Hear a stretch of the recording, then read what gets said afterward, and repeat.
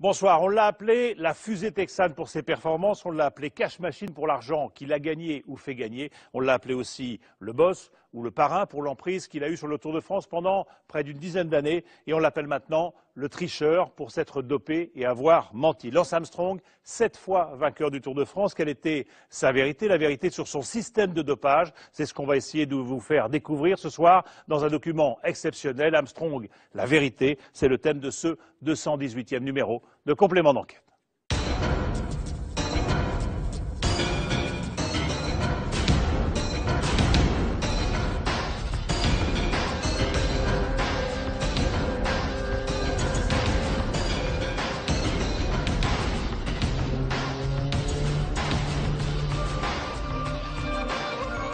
Lance Armstrong a donc avoué s'être dopé, mais il n'a pas tout dit, loin de là, sur les complicités ou les appuis dont il a pu bénéficier. Le document que vous allez voir va vous surprendre. C'est un film signé Romain Verlet, Philippe Maire, Olivier Broutin, sur ce qui est sans doute la plus grande arnaque sportive de tous les temps. On va vous montrer la machine Armstrong de l'intérieur, sa machine à doper, l'omerta qu'il a fait régner sur le Tour, avec pour la première fois le témoignage de Taylor Hamilton. C'est l'un de ses principaux coéquipiers, c'est la première fois qu'il parle à la télévision française. C'est l'homme qui s'est mis à table devant les inspecteurs de l'agence américaine de lutte contre le dopage et ce qu'il dit est incroyable. Ce document de complément d'enquête, on va le regarder avec Christian Prudhomme, c'est l'actuel directeur du Tour, vous le savez bien. On lui demandera pourquoi personne n'a rien vu, rien dit pendant toutes ces années et surtout comment on peut redonner confiance au public alors que le Tour va vivre cette année sa 100e édition. Christian Prudhomme, bonsoir. Bonsoir. Merci de nous avoir rejoints ici sur ce plateau. Je sais que vous aviez une journée chargée, vous deviez partir à Leeds en Angleterre, vous l'avez annulé pour venir là parce que,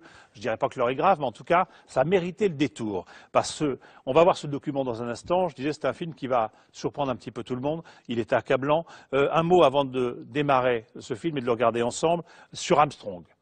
Quand vous voyez son visage, vous vous dites quoi? C'est un tricheur, c'est un menteur, c'est une honte pour le cyclisme ou c'est, comme le disent certains encore, un grand champion malgré tout? Je me dis que ça aurait été formidable que ce soit un personnage de fiction, mais qu'hélas, il était bien réel. C'est un être hors norme, avec une volonté invraisemblable. C'est un être qui est non pas en revanche permanente comme beaucoup d'entre nous, mais en vengeance permanente. Contre quoi? Contre la sa maladie, sa vie, son cancer, etc. Lorsqu'il a gagné le Tour en 99, j'étais journaliste à l'époque, je n'étais pas sur le Tour d'ailleurs, donc j'avais simplement suivi ça par médias interposés, et un journaliste lui a dit Armstrong, après Neil Armstrong, après Louis Armstrong, Lance Armstrong, et sa réponse a été Armstrong, ce nom ne dit rien pour moi, ah si, c'est le nom de mon beau-père qui me battait. Bon. Et ça le résume. Alors on va regarder ça, on regarde ce document, je disais c'est un film de Romain Verlet, de Philippe Maire, de Bertrand de Chaumet et d'Olivier Broutin. Et bien sûr, si vous voulez commenter pendant le film, sur Facebook ou Twitter, eh bien le mot-clé c'est d'enquête et on se retrouve sitôt après. Aujourd'hui, fini la belle histoire, les victoires, le cancer, la résurrection. Le héros est devenu le dopé, son visage, celui d'un tricheur.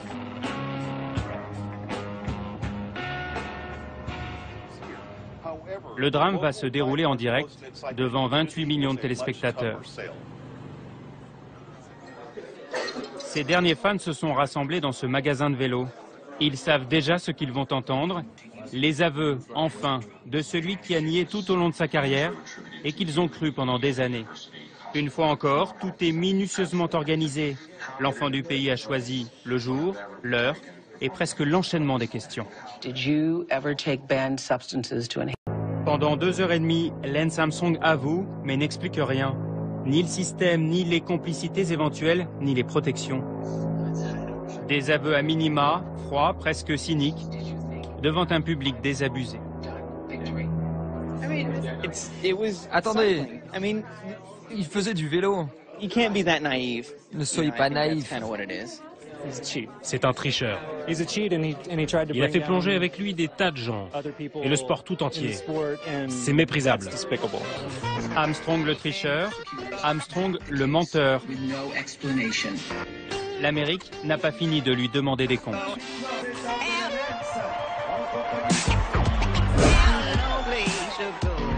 Sans dopage, Lance Armstrong n'aurait jamais gagné 7 Tours de France. Il n'en aurait peut-être même pas gagné un seul.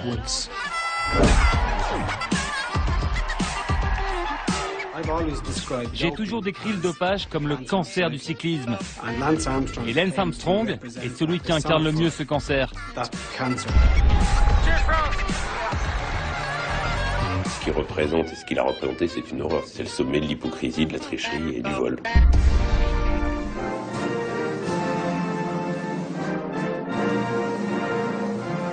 Je peux comprendre qu'on couvre aujourd'hui Lance Armstrong d'une certaine opprobre. Reste que c'était un grand athlète, c'est ma conviction. Après des années de travail, d'audition, l'agence américaine antidopage a fini par comprendre comment l'Américain a élaboré le système de dopage le plus sophistiqué de l'histoire du sport. Il y avait l'ambiance autour de Lance Armstrong, tout le monde le disait, il y avait des doutes, c'était pas possible, il y avait quelque chose, mais on n'arrivait pas à le prendre. Pendant 7 ans, il remporte le Tour de France, il passe 500 contrôles, tous négatifs, et on s'aperçoit des années après qu'il était tout le temps dopé. Attendez, il y a un problème. La lutte antidopage a été totalement inefficace. Je lui ai dit, est-ce que je peux t'emprunter de l'EPO? Il m'a dit oui, pas de problème. Il a ouvert le frigo, il a pris de l'EPO, il était juste à côté du beurre et de la confiture. Comment l'Américain s'est-il imposé comme le parrain du Tour de France, n'hésitant pas à intimider ceux qui osaient douter de lui? Ce deuxième contrôle qui me marque par rapport à M. Armstrong, c'est vraiment cette étape au Ventoux. Il me regarde dans les yeux et il me dit « Never was, never will be, keep looking ».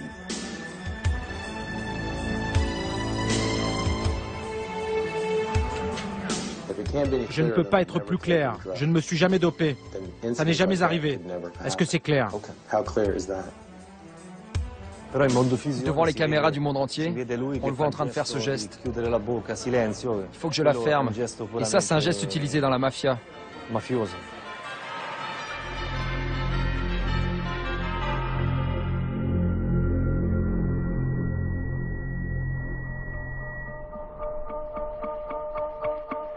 Parmi les victoires d'étape d'Armstrong, et il y en a eu 22 sur le Tour, nous en avons choisi une. Elle permet de comprendre comment fonctionne l'Américain. Cette étape, c'est l'Alpe d'Huez en 2001. Un classique de la grande boucle que le Texan va remporter avec une telle puissance, une telle supériorité, que ce jour-là, il va gagner son surnom, la fusée Armstrong. L'Alpe d'Huez, 21 virages où le Tour se gagne, 21 virages qui portent les noms des plus grands vainqueurs, Coppi, Hinault, Pantani et bien sûr Armstrong. France d'affilée, un record aujourd'hui rayé des tablettes. C'est l'un des rares à le défendre. Pour ne pas briser ses propres rêves, il veut se souvenir du champion plutôt que du dopé.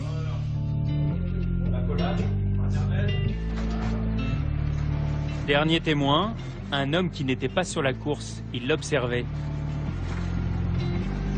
Antoine Vaillet, surnommé Monsieur Watt dans le milieu du cyclisme. La performance d'Armstrong sur des pentes à 10%, il l'a mise en équation. Pour lui, c'est dans la montagne que l'on détecte ceux qui se dopent. À l'époque, il l'a dit, il l'a écrit, mais personne ne l'a entendu. Nous allons vous expliquer pourquoi.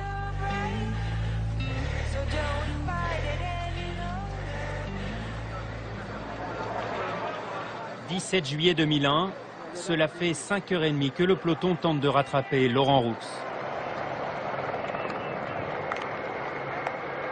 Scénario incroyable quand même pour Laurent Roux, il ne devait pas s'imaginer ça, se présenter seul en tête avec près de 7 minutes d'avance au pied de l'Alpe d'Huez.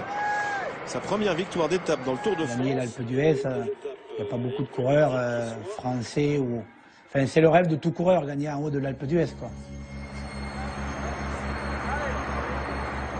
Ça se monte tellement vite qu'en fait, c'est quasiment un contre-la-montre de 14 km qu'il faut être capable de faire.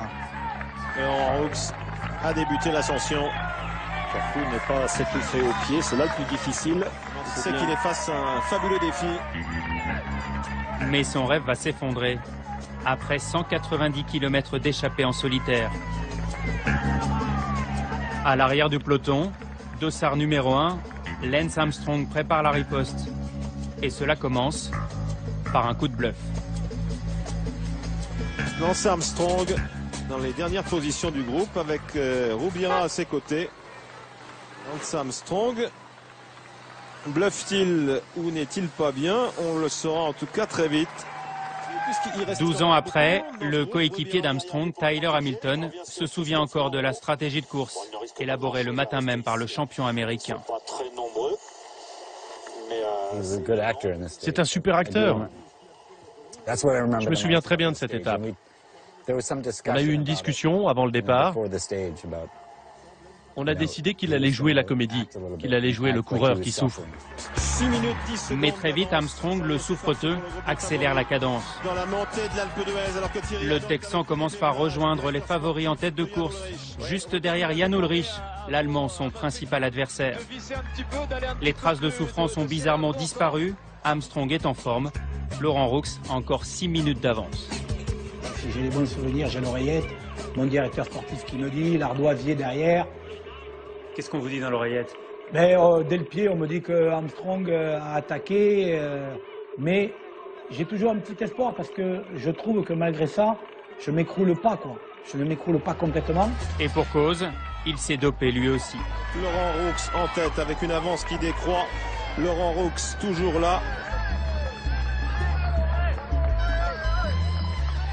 En 2001, je ne prenais pas de PO parce qu'il disait que le PO était détectable, quoi. J'ai utilisé une seule substance interdite cette année-là, c'était de la testostérone. Et j'ai fait tout mon Tour de France, je veux dire, avec seulement ça. Ça peut paraître paradoxal hein, de parler comme ça, mais oui, juste avec la prise d'une petite bille de testostérone après l'arrivée d'étape qui me permettait de récupérer beaucoup mieux. Mais pour Laurent Roux, la testostérone ne suffira pas. Accélération avec Lance Armstrong qui prend de longueur. Lance Armstrong qui vient de lâcher Jan Ullrich et Armstrong s'enfuit dans l'Alpe d'Huez. Après 5h30 d'effort, la star américaine met le turbo. Il grimpe à 22 km/h. Qu'est-ce que ça vous inspire, Armstrong, là? Une image qu'on a vue 100 fois dans d'autres Tours de France, dans d'autres étapes, à savoir qu'à un moment donné, il est costaud, il attaque, et puis rien à faire, personne ne revient. On entend les commentateurs pleins d'enthousiasme. À l'époque, on était plein d'enthousiasme, y compris moi dans la voiture, très probablement. Mais aujourd'hui, l'enthousiasme n'est plus de rigueur, quoi. Si vous voulez, enthousiasme, il n'y a plus. Admiration, il y a encore un peu, si je parle de moi. Parce que je sais ce que c'est que l'Alpe d'Huez. Pour Jean-Marie Leblanc, la performance d'Armstrong ce jour-là était extraordinaire. Mais elle restait une performance sportive. Pour d'autres, au contraire, son exploit n'avait rien de naturel. Antoine Vaillé va nous le démontrer. Voilà, lance la fusée. Donc là, déjà, cet effort qui est un sprint dans une pente à 10%, on ne voit pas l'ampleur de la pente, mais elle est absolument phénoménale. Donc déjà, plus personne ne peut suivre. Non seulement Armstrong là va attaquer, mais il va attaquer avec une puissance quand même pendant 4 minutes 30 qui va flirter avec les 600 watts. 600 watts en pédalant. Antoine Vaillé utilise cette unité de mesure pour calculer la puissance développée par Armstrong. Alors ce qu'il fait à l'Alpe d'Huez, ça rentre dans les plus hauts exploits de surpuissance qui sont complètement inhumaines. Et pour démasquer celui qu'il qualifie de mutant, celui qui a échappé à tous les contrôles d'urine et de sang, Antoine Vaillé a imaginé une méthode qu'il prétend infaillible. L'ancien coureur et entraîneur s'est associé à un ingénieur en aéronautique pour la mettre au point. On connaît exactement son profil de pénétration dans l'air, on connaît les coefficients de frottement. Donc là, par rapport à la pente, par rapport à son poids, par rapport à ses coefficients aérodynamiques, une équation toute simple vous permet de savoir entre ce moment-là et puis là-haut combien de puissance il développe. Résultat de l'équation d'Antoine Vaillé, cette puissance ne peut être obtenue qu'avec des produits interdits. Reste à savoir quand et comment il s'est dopé dans ce Tour de France sans cesse plus surveillé, qui vit au rythme des contrôles et des descentes de police.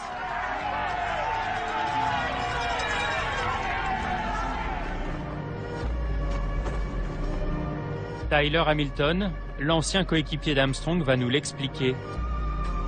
Il va nous raconter par le menu comment se passait une soirée dite de récupération le soir à l'hôtel. Une soirée ordinaire en somme. Son témoignage est édifiant. Armstrong n'était pas le seul concerné, toute l'équipe était mise à contribution. Ils se comportaient tous comme de véritables toxicomanes qui ne craignaient qu'une seule chose, se faire prendre. On va commencer ici. Donc, on fermait tout. Très important. Là et là, comme il pouvait y avoir une caméra, on les recouvrait tout le temps, comme ça. C'est ça. C'est ça. Mais vous aviez peur de quoi? Mais c'était pas moi qui m'en occupais. C'était les médecins, ou Johan Brunel. Il pouvait aussi y avoir une caméra là. Alors c'était tout le temps calfeutré. On devait faire très attention. Ça aussi, c'était recouvert.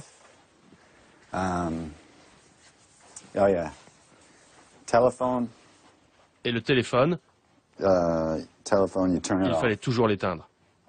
Toujours. Pourquoi? C'était possible que les policiers écoutent les conversations. C'est ce qu'ils nous disaient. C'était dans le règlement. On devait couper le téléphone.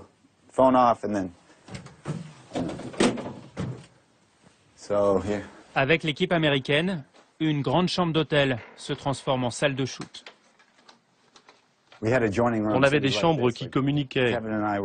Kevin et moi dans celle-là, et Lance dans celle d'à côté. On avait une suite pour nous trois. Avec un brin de malice, Tyler Hamilton nous raconte le cérémonial du cintre et du tableau. Tu prends ça? Intéressant, non? Ils enlevaient ça, comme ça. C'est ça. C'est ça. C'est ça. Alors ils mettaient la poche de sang ici, et le tuyau descendait comme ça. Combien de temps ça durait? 20 minutes. Et qui faisait les transfusions? Les médecins. 20 minutes pour se réinjecter son propre sang.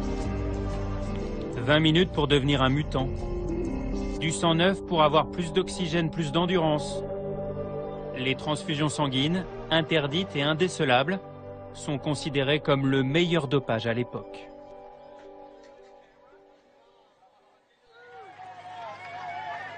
Et ses jambes qui tournent, Bernard, ses jambes qui tournent toujours si vite dans les montées. Qu'est-ce que c'est impressionnant dans ce virage à gauche. Dans l'équipe américaine, il y avait les autotransfusions, mais ce n'est pas tout. On utilisait ça aussi. Ça ressemble à du shampoing, mais à l'intérieur, c'était de la testostérone. L'huile d'olive, comme on l'appelait. C'était de la testostérone mélangée avec de l'huile d'olive. Alors vous l'ouvrez, juste deux petites gouttes sur la langue. Quand? Après une étape sur le Tour de France. Et bien sûr, il y avait des canettes de coca, très important. Le plus important dans le coca, ce n'est pas la boisson ni même la caféine, mais la canette vide. Entre eux, ils en plaisantaient. Ils l'appelaient la canette atomique.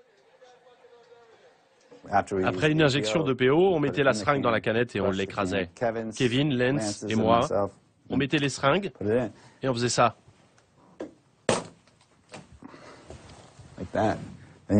On l'a donné au médecin et il s'en débarrassait à des kilomètres de l'hôtel. Et dernière consigne, surtout bien ranger sa chambre avant de partir pour l'étape du jour. Quand on quittait l'hôtel, On faisait attention à tous les détails. Lance aurait dit en voyant ça, c'est pas normal.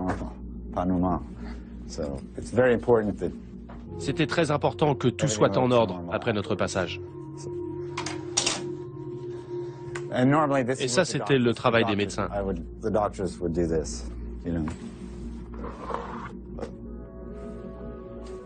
Allez, santé. Le dopage mode d'emploi. Et voilà le résultat. Dans le final, il ne faut pas plus de 8 km d'ascension à Lance Armstrong pour rattraper les 6 minutes de retard qu'il avait sur Laurent Roux. Visage défait, il le sent, il le sait. Armstrong est dans son dos. Armstrong va le dépasser. Sans coup férir. Vous voyez, le plus dur, ça a été là. Il ne me rate même pas. Moi, j'y jette un regard pensant que... Il m'a même pas jeté un regard. Rien. Comme si j'étais pas là. Il m'a complètement ignoré. Qu'il ait un produit bien plus puissant que ce que moi j'avais accès, oui, ça fait râler, puisque quand on fait du sport pour gagner. Si j'avais pu avoir le même produit que lui il avait, j'aurais sans doute fait comme lui, je l'aurais sans doute pris également.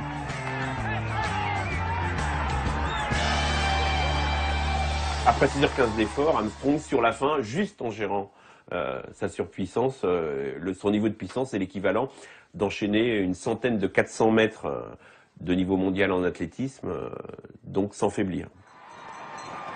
Sans faiblir, Lance Armstrong gagne l'épreuve. Il est en route pour remporter son 3e Tour de France consécutif.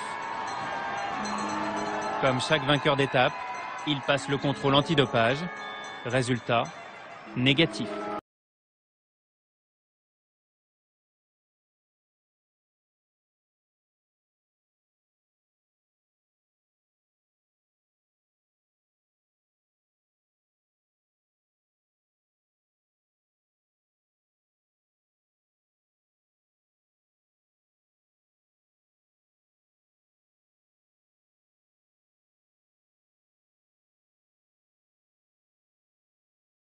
Car ce jour-là, Armstrong n'est pas seulement le vainqueur du Tour, c'est surtout un homme qui s'est déjà construit une légende.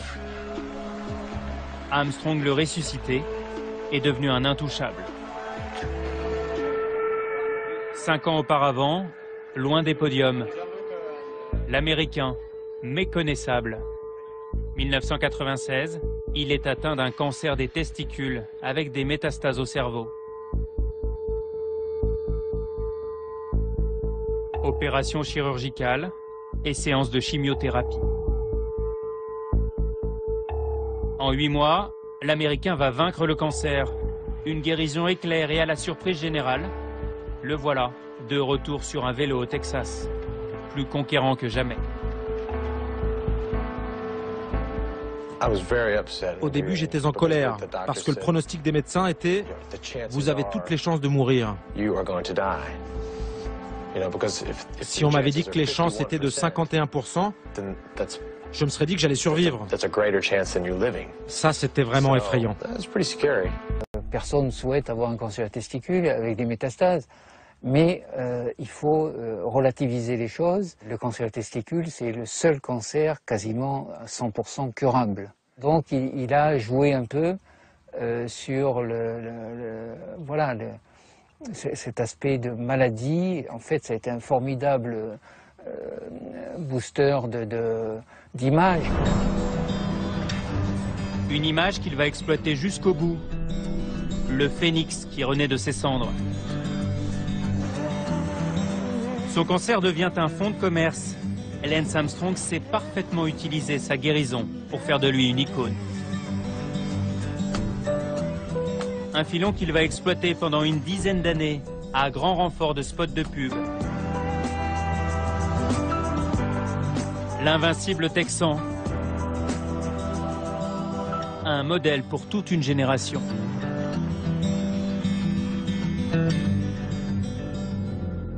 Pour parachever son œuvre, le miraculé va même monter une fondation de lutte contre le cancer.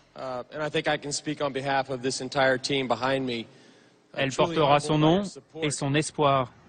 En 15 ans, elle récolte 500 millions de $, grâce notamment au fameux bracelet jaune. Bonjour, 1 euro le petit bracelet, messieurs, dames, c'est pour aider la recherche contre le cancer, c'est pour soutenir les malades. Sur le tour, on se les arrache. En 1 an, j'ai perdu mes 2 parents d'un cancer. Alors le fait de le voir vaincre la maladie, ça m'a beaucoup aidé.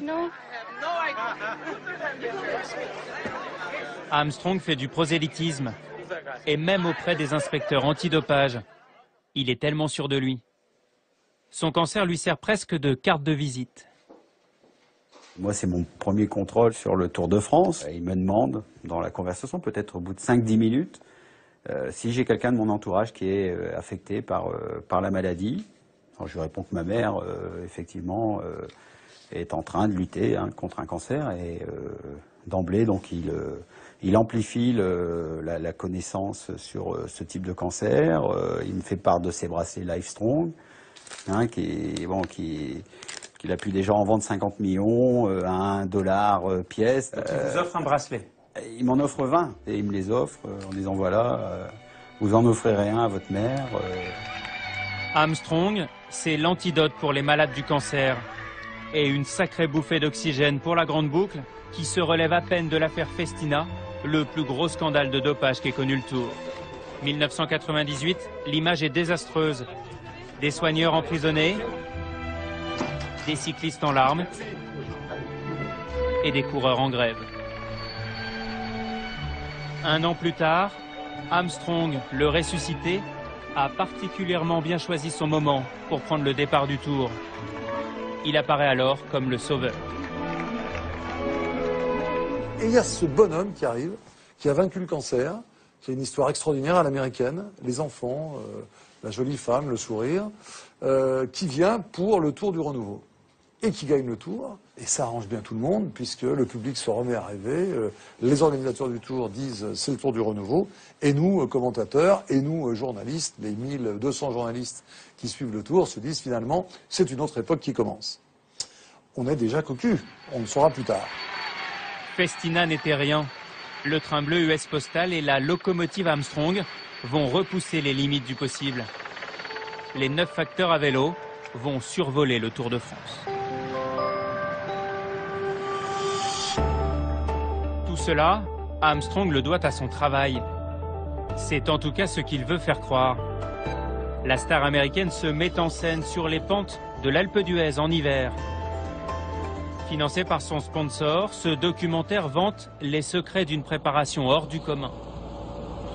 Armstrong joue la transparence absolue aux côtés de son entraîneur Johan Brunel. L'Américain souffre en silence et ne renonce jamais.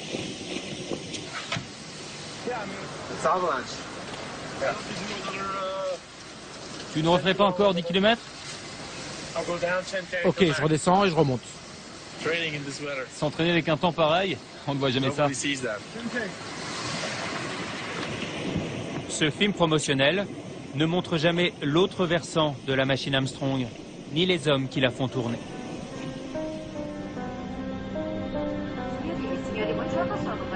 Ces hommes ont tous des surnoms. Motoman, le mystérieux livreur de PO, et surtout Schumi, le docteur dopage, alias Michele Ferrari.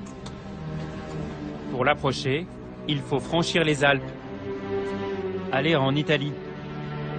C'est lui qui a construit toutes les victoires d'Armstrong, lui qui connaît tous ses secrets. Cet entraîneur invisible fuit les médias. Au nord de l'Italie, nous tentons de le rencontrer grâce à Marco Bonarigo, le seul journaliste à le connaître personnellement.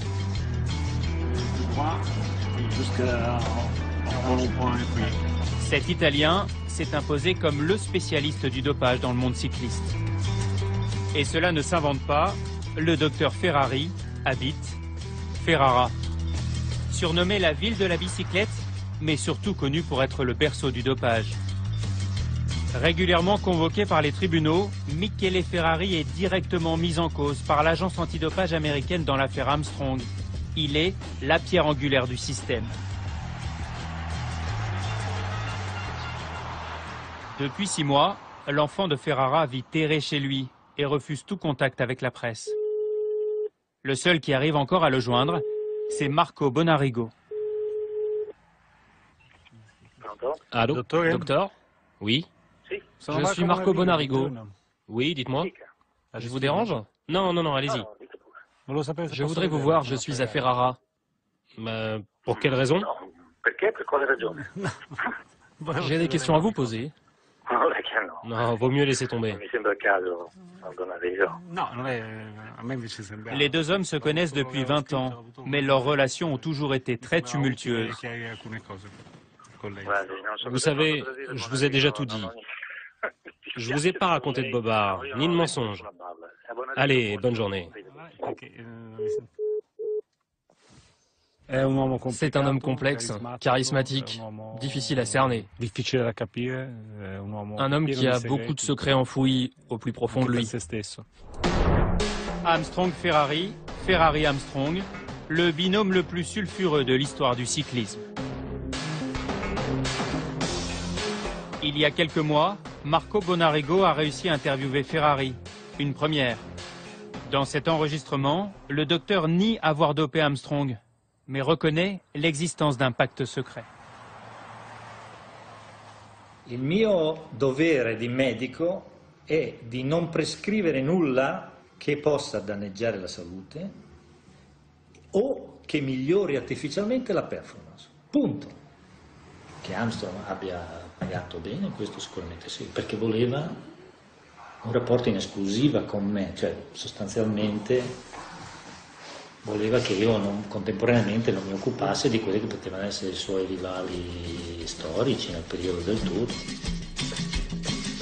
Une exclusivité qu'Armstrong a payée 1 million d'euros sur 10 ans, versés sur les comptes suisses de Ferrari. Un investissement que l'Américain entendait rentabiliser. Pour cela, il a imposé à toute son équipe le médecin italien et ses drôles de méthodes. J'ai rencontré Michele Ferrari sur l'autoroute entre Nice et Milan. Ferrari est arrivé avec son camping-car, j'étais avec Lenz dans sa voiture. Et là, sur l'aire d'autoroute, on a fait un test sur un vélo stationnaire. Il a pris mon pourcentage de graisse dans le corps et il m'a fait une prise de sang. Et tout ça sur l'autoroute? Oui, oui, sur l'autoroute.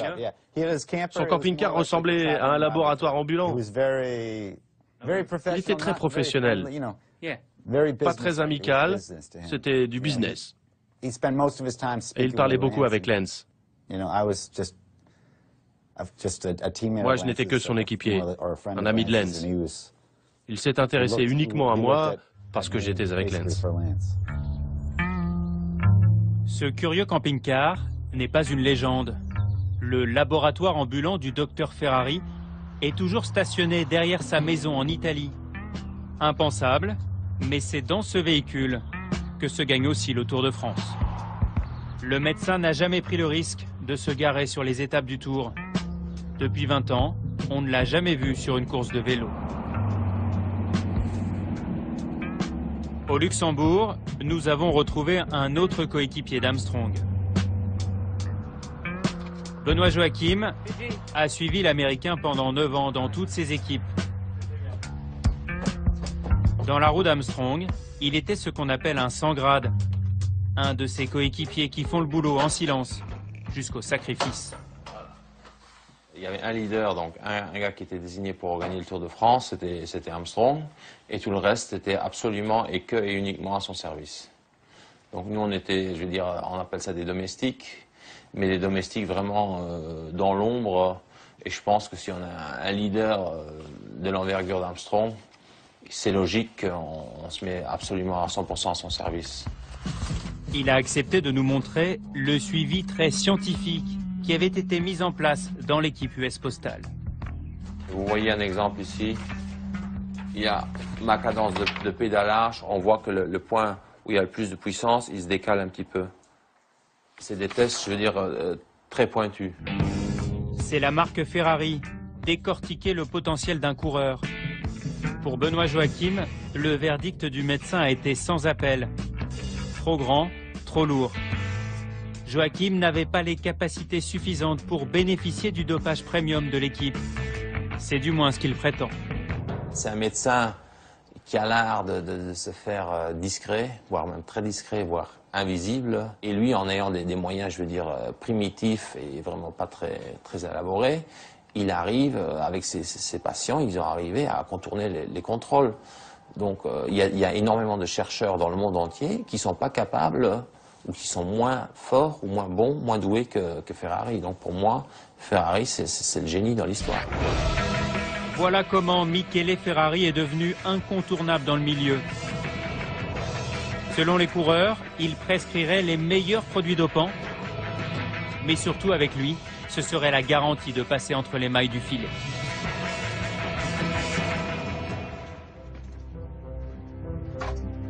Dans le capharnaüm de sa maison, Jean-Pierre de Montenard s'y retrouve toujours.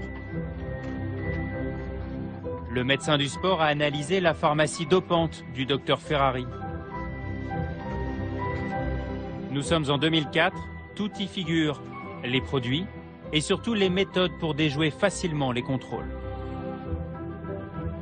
Quand vous savez que vous allez passer des contrôles à la fin d'une étape, donc vous connaissez le moment, et donc vous pouvez gérer. Donc vous faites des cures en amont du Tour de France, et pendant le Tour de France, vous faites des microdoses, et donc l'érythropoïétine devient indécelable. Le PO devient indécelable grâce aux microdoses, c'est-à-dire on entretient votre niveau de globules rouges, mais ça n'apparaît plus dans les urines, et donc voilà comment on passe à travers le contrôle. Ainsi, pendant toute sa carrière, Lance Armstrong n'a jamais été contrôlé positif à l'issue d'une étape. Quant aux 500 contrôles qu'il a subis, il se permet même de les tourner en dérision dans cette publicité. This is my body, and I can do whatever I want to it. Everybody wants to know what I'm on. What am I on? I'm on my bike, busting my ass 6 hours a day. What are you on? Les Américains du US Postal coulent donc des jours heureux sur les routes de France. L'équipe est prudente, mais pas stressée. Dans cette vidéo inédite, c'est la première fois que l'on pénètre dans la chambre d'Armstrong sur le Tour 99, le premier qu'il va remporter.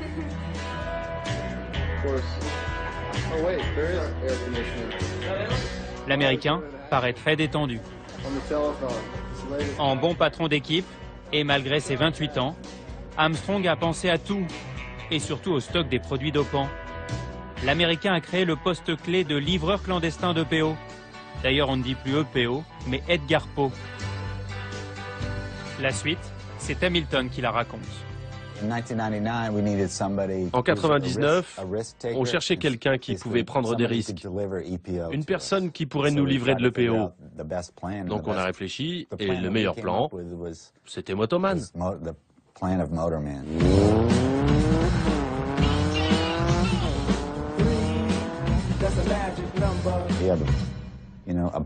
Il avait une bonne réserve de PO dans un thermos. Il suivait le Tour de France. Il devait être suffisamment proche de nous, mais en même temps loin des projecteurs et des caméras. Restait à trouver le bon profil. Le recrutement de Motoman se serait fait ici, sur la Côte d'Azur. À l'époque, le Texan vit dans cette villa sur les hauteurs de Nice. Et selon Tyler Hamilton, il n'a pas cherché très loin. L'homme désigné par le coéquipier d'Armstrong comme étant Motoman possède un magasin de vélo à quelques kilomètres de là. Il est aussi un excellent motard. Philippe Maire connaît bien Armstrong depuis 15 ans. Oui, il aime la moto, mais il conteste être le livreur de PO. À la base, oui, c'est Hamilton qui a sorti ça avec. Il s'est permis de citer mon nom, mais il faudrait encore qu'il ait des preuves. Et moi, franchement, j'ai rien à voir avec tout ça, quoi. Je ne suis pas motoman, je ne sais pas qui c'est d'ailleurs. C'est parole contre parole. Souvenir de cette belle époque, cette photo prise avec Armstrong juste avant le Tour 99. Toujours selon Tyler Hamilton, Philippe Maire aurait reçu des mains d'Armstrong entre 15 et 20 000 $ pour service rendu. Avec en plus un petit cadeau, une montre de luxe. En caméra cachée, le fan de Lance paraît plus ennuyé. Je dis pas qu'il ment, Je dis simplement que peut-être il s'avance sur des choses, sachant que c'est plus dans des recoupements et dans sa mémoire. Et est-ce qu'on vous a remis une Rolex pour service rendu? Là, il a dit connerie, il a menti. Voilà. Sur la Rolex? Sur des détails comme ça, je peux prouver qu'il a menti. Tyler Hamilton, ici à l'image persiste. Il a bien offert cette fameuse Rolex lors de cette fête fastueuse au musée d'Orsay, le soir de la victoire de 99. Quelque part, parmi ses invités ravis, il y avait Philippe Maire, le supposé motoman. Sur cette autre vidéo inédite, tous les acteurs du système Armstrong, épinglés par l'agence antidopage américaine. Johan Breunel, le fidèle directeur sportif, sanctionné. Le médecin Luis Del Moral, l'excité de la seringue selon les coureurs, suspendu à vie. Et Pepe Marti, l'entraîneur surnommé le facteur des produits, radié lui aussi. Armstrong et ses hommes ont régné pendant 7 ans sur le Tour de France. Une emprise qui dépassait largement le cadre du sport.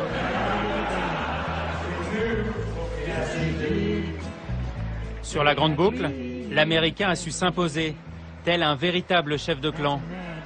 Il dicte ses règles, silence dans le peloton.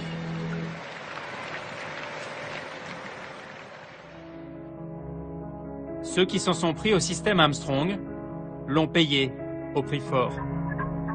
À 1 heure de Rome, le petit village de Setse. Le patron de ce bar, derrière le comptoir, s'appelle Filippo Simeoni. Ancien champion d'Italie, il a subi les foudres d'Armstrong. C'était en 2004. 18e étape du Tour de France, en pleine course, en direct. Armstrong rattrape Simeoni, il a 2-3 choses à lui dire. Simeoni, client lui aussi de Michele Ferrari, a brisé l'omerta. Quelques mois plus tôt, il a témoigné contre le docteur lors d'un procès. Et ça ne passe pas. Il m'a dit: tu as tout faux. Tu n'aurais pas dû dénoncer le docteur Ferrari et surtout pas moi. Pour moi, ce n'est pas un problème. J'ai du temps, j'ai de l'argent et je peux te détruire quand je veux. Ce qui est grave, c'est que ce geste était la preuve du pouvoir de Lance Armstrong sur le Tour de France et sur l'Union cycliste internationale. Tout le monde du cyclisme savait ce que ce geste voulait dire. Simeoni disgracié, à la vue de tous. Il se fait même insulter lorsqu'il réintègre le peloton.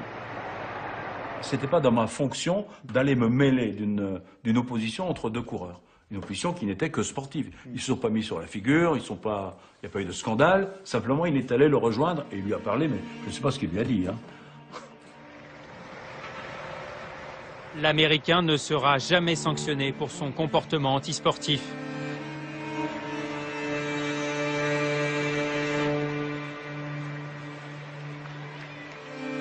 Après cet épisode, Filippo Simeoni n'a plus jamais refait le Tour de France. Il a même eu du mal à retrouver une équipe pour continuer la compétition. Il est devenu le paria du peloton. Armstrong, trop fort pour lui. C'est impossible qu'il ait fait ça tout seul. Je suis convaincu qu'il avait des soutiens importants dans le monde du vélo, auprès des organisateurs et de l'UCI. D'ailleurs, vous savez, ce coureur a même fait des dons à l'organisme chargé de le contrôler. Très généreux en effet cet Armstrong. L'Union cycliste internationale, chargée des contrôles sanguins et urinaires, a reçu de l'Américain 125 000 $. Un don pour du matériel antidopage. Un comble. Car Armstrong a des amis haut placés. Il tutoie Hein Verbruggen, le puissant patron de l'UCI. Un mariage d'intérêt entre les deux hommes. Le coureur brille sur la course, rapporte sponsor et audimat. Le président, lui, fait en sorte que l'on n'ennuie pas trop son poulain. Armstrong, c'était son coureur. Hein. Il n'y a pas tellement de sportifs qui ont eu autant, pendant plusieurs années, autant d'aura que Lance Armstrong. Donc je pense que pour la Fédération internationale de cyclisme, pour M. Verbruggen, c'était le porte-drapeau de son ambition. Hein Verbruggen, tellement puissant que l'ancienne ministre des Sports n'a jamais réussi à appliquer sur le Tour de France la loi antidopage qui porte son nom. Moi, j'ai eu des rapports très difficiles avec le président de l'UCI, hein, dès le début. Il y avait une volonté chez lui de dire, bon, le cycliste, c'est l'UCI, c'est nous qui faisons le ménage chez nous. Donc, il y avait cette volonté de fermer le cyclisme, quoi, de ne pas laisser d'autres structures, d'autres institutions se mêler de la lutte contre le dopage dans le cyclisme. Nous sommes allés à Lausanne, tenter de rencontrer Hein Verbruggen. Désormais président d'honneur de l'UCI, il a refusé de nous parler. Il y a 5 mois, les autres patrons du cyclisme se sont retrouvés comme dans le box des accusés lors d'une conférence de presse. L'UCI est soupçonnée d'avoir prévenu Armstrong avant des contrôles inopinés. Elle aurait même couvert un contrôle positif de l'Américain dans le Tour 99. Il aura fallu attendre 2012 et le rapport de l'agence américaine pour que l'UCI prenne son courage à deux mains et destitue son protégé. L'UCI radie à vie Armstrong et l'UCI retire ses 7 titres du Tour de France. Lance Armstrong n'a plus sa place dans le cyclisme.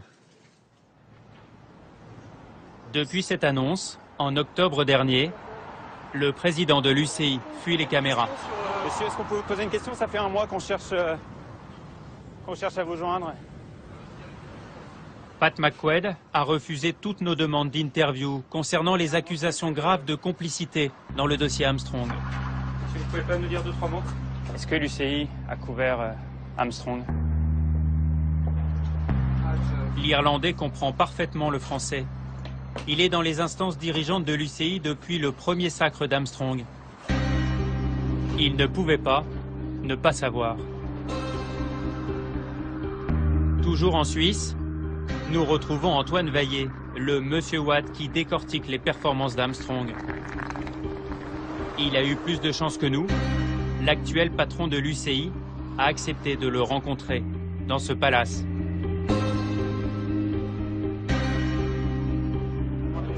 En caméra cachée, Pat McQuaid parle de son prédécesseur Verbruggen en termes choisis.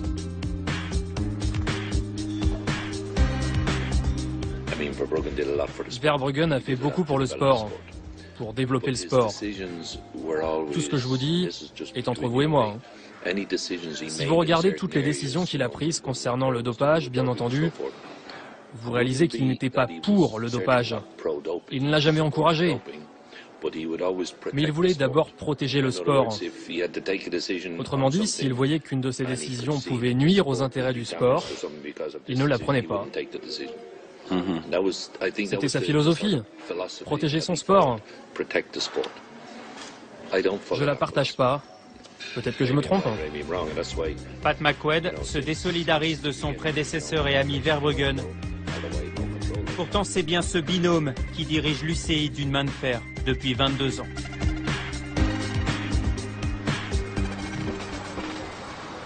Mais l'époque est peut-être en train de changer.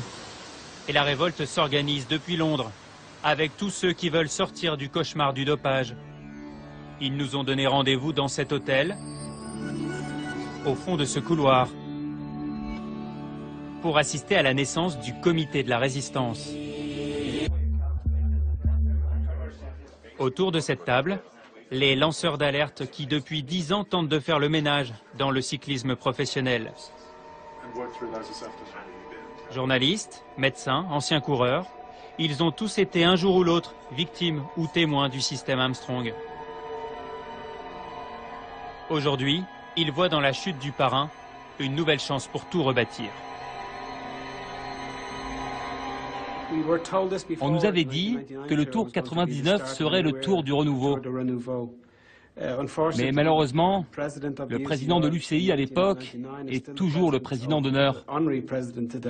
Si on n'oblige pas Pat McQuaid et Hein Verbruggen à quitter leur poste, ça va se répéter encore et encore. 15 ans après Festina, ce groupe d'influence ne veut pas que l'affaire Armstrong ne serve à rien. Ils ont choisi Greg LeMond, le triple vainqueur du Tour, pour lancer leur appel de Londres. Avec Armstrong, le cyclisme a perdu une nouvelle bataille, mais il peut encore gagner la guerre du dopage. Je ne parle pas uniquement du cyclisme professionnel, mais aussi des licenciés qui pratiquent tous les week-ends. Ils sont des centaines de milliers dans le monde qui attendent un changement.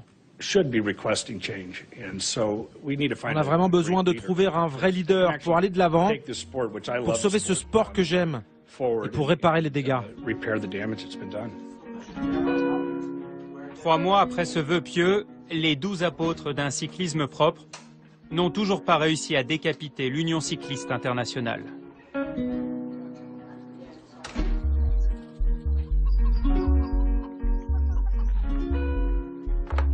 Bien sûr que j'en veux à l'UCI.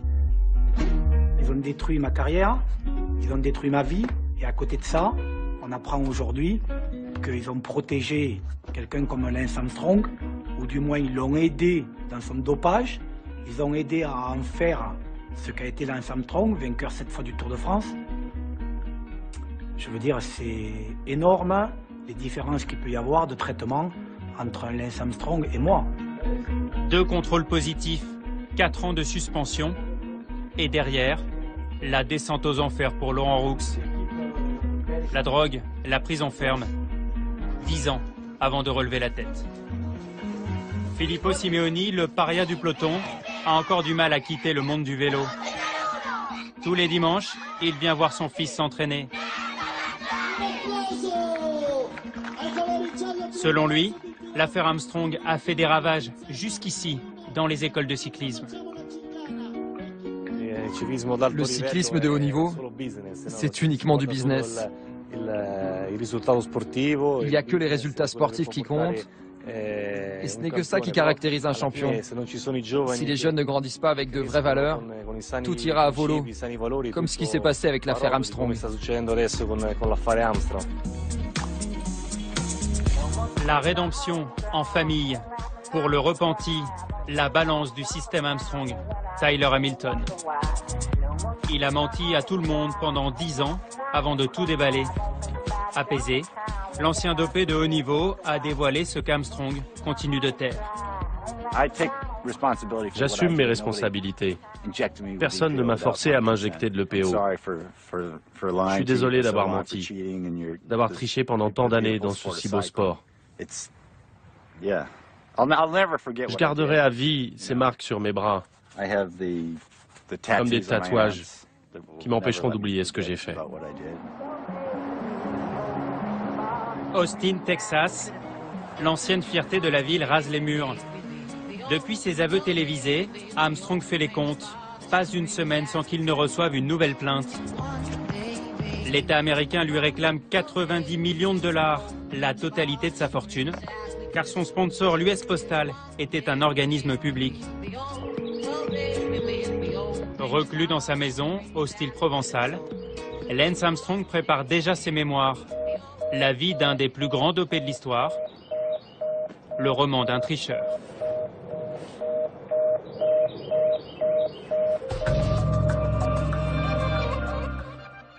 Voilà pour ce document de Romain Verlet, de Philippe Maire et d'Olivier Broutin. Et pour le compléter, je vous renvoie au livre de Tyler Hamilton, ça s'appelle « La course secrète ». Et on est bien sûr toujours ici, sur ce plateau, avec vous, Christian Prudhomme. Réaction quand même à ce film. Vous saviez tout ça? Vous découvrez ou vous Il y a un moment saisissant, c'est dans la chambre. Ouais. Très clairement, voir le luxe de précaution qui était prise, fermer les rideaux, on peut éventuellement concevoir quand on fait quelque chose qui n'est pas bien, mais ensuite mettre des couvertures sur la télé, sur les miroirs, sur dire qu'il y a peut-être une caméra derrière, etc., couper les portables, le cintre, c'est absolument fou. On est dans la mafia quand même. Hein. On est au-delà du dopage, oui. On est dans un système qui a été dénoncé par l'Agence américaine antidopage, oui. Alors, vous, on l'entend dans le film, parce qu'on s'est amusé, entre guillemets, à analyser cette fameuse montée de l'Alpe d'Huez en 2001, en juillet 2001, épreuve ultime. Et vous êtes commentateur à l'époque, vous n'êtes pas encore directeur du Tour, on vous entend. C'est la première fois que je commentais le Tour pour France Télévisions. Quand vous voyez ça, c'est là que Armstrong devient la fusée Armstrong, vous vous dites quoi? Il y a un truc qui ne va pas, c'est pas normal, c'est pas possible? La suspicion, elle existe dès 99, dès la première victoire d'Armstrong. Il y a eu partout dans les journaux de la suspicion. Après, en revanche, qu'est-ce qu'il y avait comme preuve?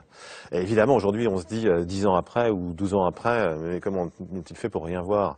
Mais personne n'a rien prouvé. Aucun contrôle n'était positif. Bien sûr que quand il part, d'ailleurs, j'employais à certains moments, pas dans cette montée-là, mais ensuite le terme de moulin à café, tant sa vitesse de jambe était impressionnante. Mais ça faisait quoi? Ça faisait une sorte de malaise? On regardait ça en se disant, bon, bah, je commande quelque chose qui n'est pas naturel? Au pied de l'Alpe d'Huez, quand j'ai commenté, à l'époque, je me suis dit mince, parce qu'il y avait non seulement Armstrong, mais il y avait 2 équipiers devant, et ils sont partis vraiment très très vite, comme si c'était un sprint, comme si l'arrivée était à 1000 mètres et non pas 12 km au-dessus. Alors on va parler des complicités éventuelles, mais rétrospectivement, se dire comme ça, que pendant 7 ans vous avez été abusé par ce type, vous dites quoi? On a été mauvais, on a été crédule, on a été quoi? Se dire qu'à l'époque, les contrôles fonctionnaient certainement moins bien qu'avant. C'est-à-dire qu'il y a très peu de contrôles positifs pendant toute son époque, alors que depuis, et nous sommes bien placés pour le savoir, un certain nombre de vainqueurs du Tour sont tombés pour dopage et ont été pris donc par les contrôles officiels. Hein. C'est le cas de Landi, c'est le cas de Contador, plus d'autres encore régulièrement chaque année. Ça veut dire que la machine fonctionne mieux avant, qu'elle fonctionnait assurément moins à l'époque, qu'il n'y avait pas notamment le passeport sanguin qui a permis au vélo de faire de vrais progrès. Passeport sanguin, le contrôle régulier qui a été repris par l'athlétisme, repris par le ski de fond, repris ces derniers jours par le tennis, et qui permet surtout de cibler. C'est-à-dire que les instances sportives, la Fédération internationale, l'AMA, savent très bien et peuvent suivre un athlète dans certaines disciplines, donc sur toute une partie de la saison ou de sa carrière. Alors après les aveux d'Armstrong, vous avez dit, on a eu droit à un exercice de communication millimétrée, oui, avec des réponses étudiées. Il faut qu'on aille jusqu'au bout, on ne peut pas se doper comme il l'a fait pendant des années sans complicité. Je suis absolument stupéfait qu'il n'ait pas cité notamment le nom de son manager. Contrairement à ce que fait Hamilton dans le reportage qu'on vient de voir. Quand on voit Hamilton dans la chambre, on ne peut pas faire ça tout seul. D'ailleurs, il expliquait bien Hamilton, voilà, toute l'équipe, etc. Donc il y a forcément quelqu'un. Mais le manager, c'est le chef d'entreprise. C'est lui qui donne la bonne direction. Comme on dit, le poisson pourrit par la tête. Et il y a un couple manager-médecin qui fait que l'équipe va dans le bon sens ou dérive. Et à l'évidence, Armstrong, s'il avait été un tant soit peu honnête dans ses aveux, aurait dû dénoncer les gens qui étaient avec lui tout autour. Parce que la complicité, c'est l'équipe. Comme on l'avait vu avec l'équipe Festina, c'est manager, soigneur, etc., toute l'équipe qui est autour. Mais l'UCI, l'Union cycliste internationale, Hein Verbruggen, le longtemps patron de l'UCI, c'était un ami d'Armstrong. Est-ce que c'est lui qui l'a protégé pendant toutes ces années? Ce qui n'est assurément pas normal, c'est d'accepter de l'argent d'un athlète, quel qu'il soit, qui est en pleine activité pour la lutte contre le dopage. Vous dites Armstrong a acheté la protection de l'UCI. C'est pas ce que je dis, mais en tout cas, d'une certaine manière, c'est un cadeau qu'il ne fallait pas accepter, ça c'est une certitude. Et Pat McQuaid, c'est le successeur, et c'est l'actuel maintenant président de l'UCI, c'était le principal adjoint, on sait qu'il est sur la même ligne, on voit que dans le film il se défile, si je puis dire, il ne veut pas répondre. Ouais. Vous pensez que ces gens-là, ils doivent démissionner? L'image que l'on donne, Benoît, aujourd'hui d'Armstrong, qui est là une image bien réelle du passé, c'est pas le cyclisme d'aujourd'hui. Je vous dis pas qu'on est dans un monde parfait. C'est pas si vieux, hein. Je vous dis pas qu'on est dans un monde parfait. Je vous dis simplement que les choses ont déjà changé, et notamment à partir de 2008 avec le passeport sanguin. Et désormais, nous avons dans les compétitions des coureurs qui tombent. Ça ne nous amuse pas, nous, de voir le vainqueur du Tour de France qui tombe. Or, il est quand même tombé 2 fois en 5 ans. Ça veut donc dire que les contrôles fonctionnent mieux qu'avant. Bon, il y a aussi des gens, parce qu'on aime bien le vélo quand même, mine de rien. Je le dis, on aime bien le vélo, cette compétition, elle est très exigeante, elle est incroyable, c'est sans doute le sport le plus dur qui existe. Mais certains se disent, mais peut-être qu'on demande trop aux gens, peut-être que les épreuves sont trop difficiles, peut-être que les étapes sont trop longues, peut-être que forcément c'est inhumain et que ça pousse à chercher des méthodes inhumaines pour y arriver. Vous savez, Benoît, c'est pas un parcours qui fait qu'on se dope pour gagner, pour être le premier. Après Festina, le Tour a été réduit de 1000 km. Magnifique succès. C'est pas la distance qui fait ça. Et la difficulté du Tour, elle est plutôt inférieure à ce qui se faisait autrefois. Donc le problème n'est pas là. Le problème, il dépend de la volonté ou pas de tricher pour être le premier, tout simplement. C'était beaucoup d'argent, Armstrong aussi. Est-ce que c'est ça aussi qui a, pas seulement les légendes du cancer, mais aussi l'argent qu'il rapportait, les annonceurs, l'ouverture sur le marché américain, etc., qui faisait que, bon, fallait pas trop le déranger non plus. Ça a joué. Il vous a rapporté beaucoup d'argent. Non, bien sûr que non. Comment ça, non? Quelque chose très... Non, le contrat il y avait un contrat avec ABC, par exemple, qui date d'avant Armstrong, qui existait 99 et 2000, mais qui avait été signé avant. Il y avait bien sûr le marché américain. Nike, c'était signé avant lui. Donc les contrats existaient déjà. Et avoir une star américaine qui gagne le Tour, c'était pas un plus pour vendre l'épreuve à travers le monde, pour attirer de nouveaux sponsors, pour attirer de nouveaux médias? La plupart de nos partenaires sont français. Bien sûr qu'avoir un Américain ou un Australien ou un Kenyan demain ou un Chinois qui gagne le Tour, c'est plutôt valorisant. Maintenant, les contrats que nous avions avec la télé américaine, ils étaient plus importants avant Armstrong et après Armstrong aujourd'hui avec NBC. Et Nike, nous l'avions déjà avant et nous ne l'avons plus aujourd'hui. C'est que c'est pas lié. Qu'est-ce qui fait l'audience de ces dernières années, les meilleures audiences? C'est quand Thomas Voeckler est 10 jours en jaune, avec 40% de part de marché sur France Télévisions. Donc c'est ça qui intéresse d'abord. Si moi, je ne comprenais pas que l'ennemi numéro 1 du cyclisme et du Tour de France, c'était le dopage, je serais fou. Combien de fois avons-nous pu, ou ai-je pu, dans des réunions avec les directeurs sportifs, avec les managers, leur dire « arrêtez de tricher, arrêtez de tricher, arrêtez de tricher », avant le Tour de France, avant Paris-Nice, il y a 3 semaines encore, sans cesse. Et parfois, on se dit « oui, on pisse dans un violon », parce que vous avez ceux qui entendent encore le discours et le sermon du père Prudhomme, qui l'ont entendu 20 fois, qui se disent « ça va, nous on triche pas ». Et puis vous avez des irréductibles qui n'ont même pas peur de la police ou de la gendarmerie. Encore aujourd'hui. Il y en a peut-être, je ne sais pas. En tout cas, ce qui est certain, c'est qu'il y en avait à l'époque. Quand vous allez prendre le départ du Tour en Corse, dans votre voiture, à suivre les coureurs, vous direz quoi? Je suis en train de suivre... Non. Il y a combien de dopés parmi les gens que je suis dans ce plus de sérénité, mais en revanche, bien sûr que le message, et surtout après les révélations Armstrong de l'hiver, il sera naturellement saisissez la chance qui vous est offerte, respectez le Tour, respectez votre sport, respectez-nous. Merci beaucoup, merci Christian Prudhomme, et on espère que ce Tour, évidemment, sera un Tour du renouveau, comme on dit toujours. Maintenant, quasiment il sera un peu plus serein, et qu'on ne le réduira pas à ces affaires-là, même si elles existent, hélas. Bon, et ça démarre en Corse. 29 juin, exceptionnellement, Porto Vecchio, Bastia, Ajaccio, 3 étapes. Ce sera magnifique. Magnifique île de beauté. Merci beaucoup.